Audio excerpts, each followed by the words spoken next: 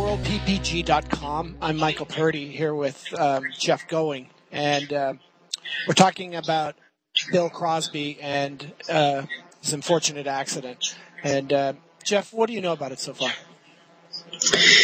Well, I found out about yesterday, and I got a couple calls, one from someone who was there, Ennis, who told me what happened. And I'll relay no more than exactly what he said, but it is a tragedy, and our condolences to his family. I mean, he was one of us, and we all pushed the limits at some point, and Bill was inclined to do that occasionally. But in this case, whether or not he was pushing the limits may not be that relevant. What happened was he, and Ennis apparently only caught the last part of it, but he was flying and caught his wheel in a tree that stopped his forward momentum of his body and the trike, and the wing continued forward and then down and pulled him out of the tree, and when it did yank him out of the tree, he was now pointed straight down and went into the ground vertically with a very hard and unfortunately fatal impact. Right. So the wing was providing no lift to him. It just dragged him out of the tree, essentially. Right. Oh, it's terrible. Oh, it is terrible, and it's in fact, strangely enough, my article that I've already submitted for incidents in the June Ultraflight is about tree landings and how we tend to treat trees somewhat benignly, because most people that land in trees, and we've just had a couple of them recently, one in Florida, one in California, and the pilots were completely unhurt. But they're not always so benign as this proves, and I even had my own close call with trees. The thing about it is that we fly around, we get close to the trees, and I like doing it myself. I mean, how many of us have flown right next to a tree? There's a lot of us. The fact is, it's a lot safer if you just climb up, stay away from all the obstructions, and go to 200 feet. By flying low, especially by maneuvering down low, we add a lot of risk, and to treat these trees lightly is obviously very bad. So I had my own story, and it was about spot landings. I was trying to do a spot landing. I was at Nick Schulte's place, and he's got trees along the east side.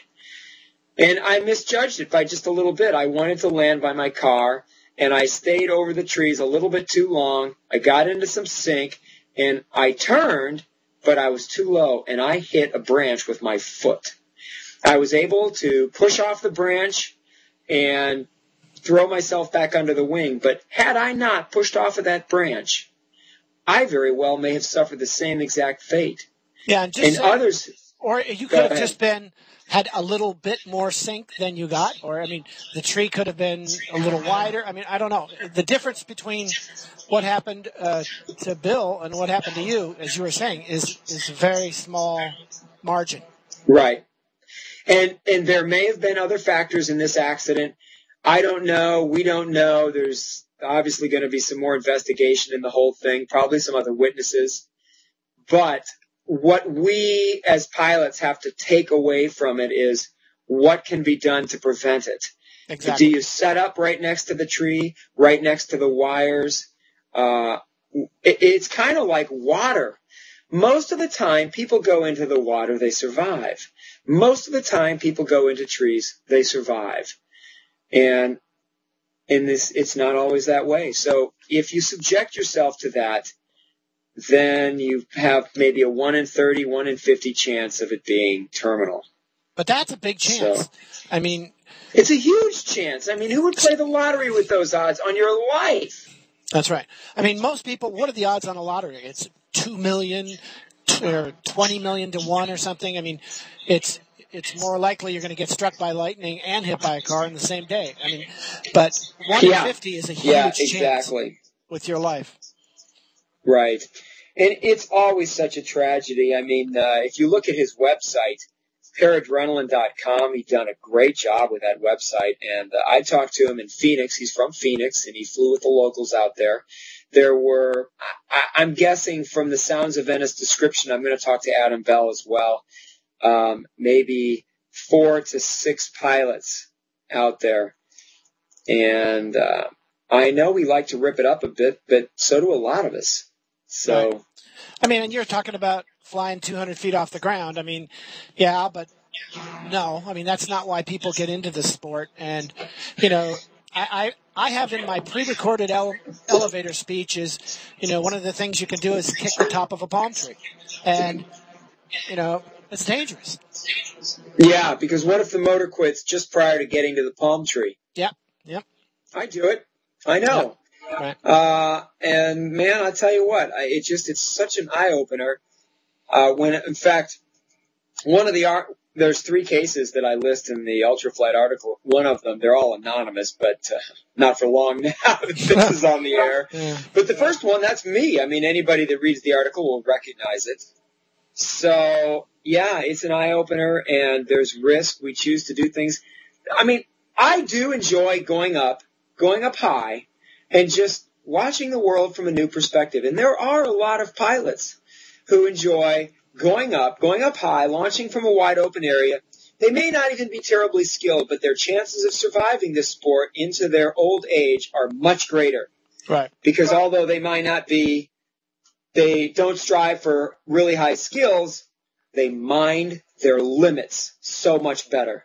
Right. Because it doesn't matter how much skill we have, if we use that skill to simply get closer to our limits, fly closer to the tree, to the pole, whatever.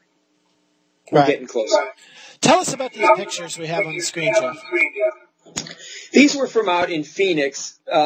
Bill Crosby was the one of a few importers of the Nirvana products, and he was pushing them pretty heavily, and they're great products. And so he's out at the February Flying Circus.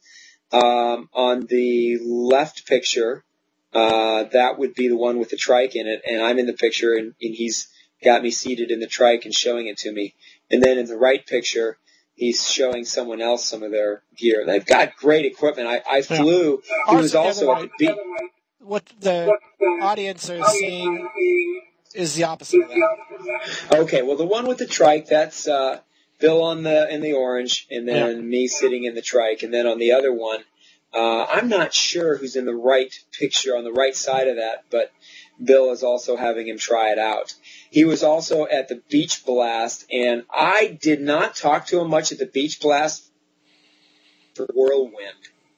Right. But, so I guess he kind of made a splash there, but I did fly his motor, and in fact I meant to thank him because I really liked it. They've come a long way, and so it's such a sad thing to have, I saw him there and I meant to talk to him and I didn't, and now this happens. So it's definitely an eye-opener, and we'll find out more later. They're going to do more investigation. I don't know what all is going to get done. Maybe we can have Adam Bell or Ennis on and see what they know, because they're going to know more. Ennis was there. I'm not sure if Adam was there or not, but there were some other pilots. Right. Okay, we're running out of time here. One more quick thing we should add, that the equipment is not likely going to protect you in a crash like this with these type of impact forces. I mean, I don't know whether he was on full power, but my guess is that he very well might have been on full power. And if that's the case, that's just not going to matter. I don't understand what you're saying. Well, some people will say that, well, if you've been on this or that machine, it might not have been fatal. Well, from the sounds of it, it would not matter what machine you're on. You could have been in a Ford truck and not survived the impact forces on this one. Right. So that's all we've got. When we find out more, then we'll know more. We'll be able to share it with you, and hopefully we'll get some others on. It's a sad thing. It's always a sad thing. This sport is a lot of fun, but we have to take it seriously. So, absolutely. All right. Well, that's a wrap for this edition of World TV.